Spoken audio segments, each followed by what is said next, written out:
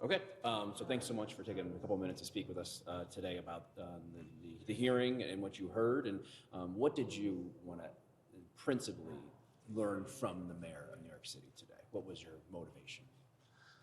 So I want to see how the mayor thinks and what he thinks is the correct direction for New York and what he thinks is important issues and not important issues. And I want to see if he understands the reality of what he's trying to do. In terms of your questioning, obviously everyone has their own thoughts as to what they want to convey, both for their constituents and also what kind of answers they're looking for. Where did you fall in that balance? Well, you know, I kind of diverted away from the ordinary questions that the other legislators have for him. It's all about the fiscal situations. You know, you're short $12 billion. How are you going to pay for this, the tax this? You know, I said, you know what, let me get up close and personal. Let me bring him the concerns of my particular district in southern Brooklyn. Yeah. Let him know what our constituents are saying. What do you think they're concerned about right now? They're concerned. What are they telling you? Well, they're telling me all kinds of stuff, and I had 100 questions written down.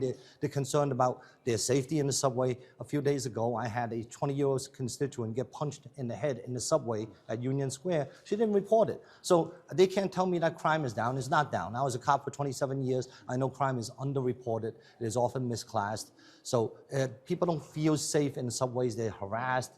Sometimes the women get catcalled. They don't feel great. They don't feel very secure. The parents are worried about the GNT school programs. They're worried about taking away the honors program. You know, why do we want to challenge excellence? We need to keep these excellent kids together so that they can excel together for down the road. The parents, they're complaining about the school food, and I brought that up in the hearing. Mm-hmm. The school food is terrible. It gets thrown out by all the kids. It's not being used. It's money wasted. $360 million last year. They're worried about why wasn't the snow cleaned off the corners, the bus stops, the subways. It was very slow. They did it. Yeah. I gotta give a shout out to NYS Sanitation, New York's strongest. They did a great job for what they had.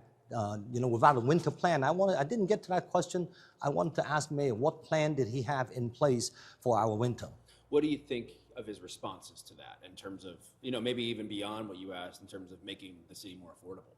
Well, I don't think he answered any of my questions at all. I asked him where's the garbage cans that we all ordered, and that the manufacturer apparently took off with the money, and now you either got to refund the money to the citizens or get them their garbage cans, and don't ticket them. Yeah, and you talked a bit about the budget, and obviously some of his proposals in trying to fund what he campaigned upon. His explanations for that is that the wealthy, obviously, you want to make sure you tax them more.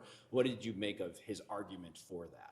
So I want to say to him that, you know, the governor doesn't seem to be on board with him, and ultimately, if that's the only way he's depending on to fuel and fund his initiatives, it's not going to work, because you can only milk a cow so much before they walk away. And when people talk with their feet and they move out of the state, where are you then? The only reason why we had extra windfall this year in New York is because of the robust season that Wall Street had for the year. And this is the part that they don't tell you. Where did that robust season come from? It didn't come from, it certainly wasn't the economic policies of New York and its EDC.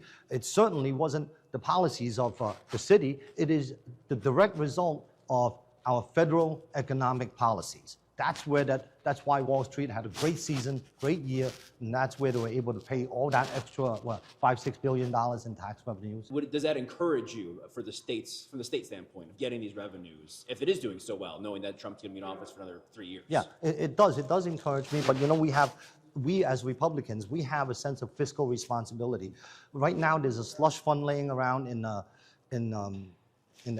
energy sector, and you know, we propose, hey, you know what, we can do one of several things with this money. One, we can give it back to everybody, split the money, and all the ratepayers will get some money back. Now that's really putting money back into taxpayers' pockets. Or we can have a tax holiday for utility bills. That will save everybody, every ratepayer for electricity and natural gas, about 25 to 30% for the year.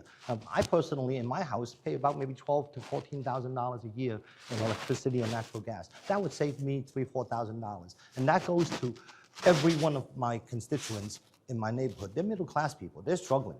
A family of 4 or 5 people going out to dinner is $500 easily.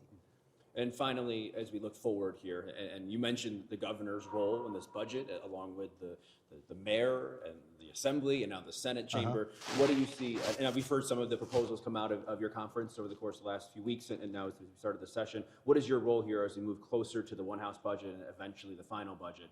And what do you want to be heard at this point? How do you want to vocalize your stance? I want to move away from concepts and ideology. And I know everybody, both sides, the governor, the Democrats, and the Republicans, are always talking about putting money, making it more affordable for our New Yorkers, and putting money in their pockets. Let's really do that. Here we have a beautiful chance to do that. Let's do it.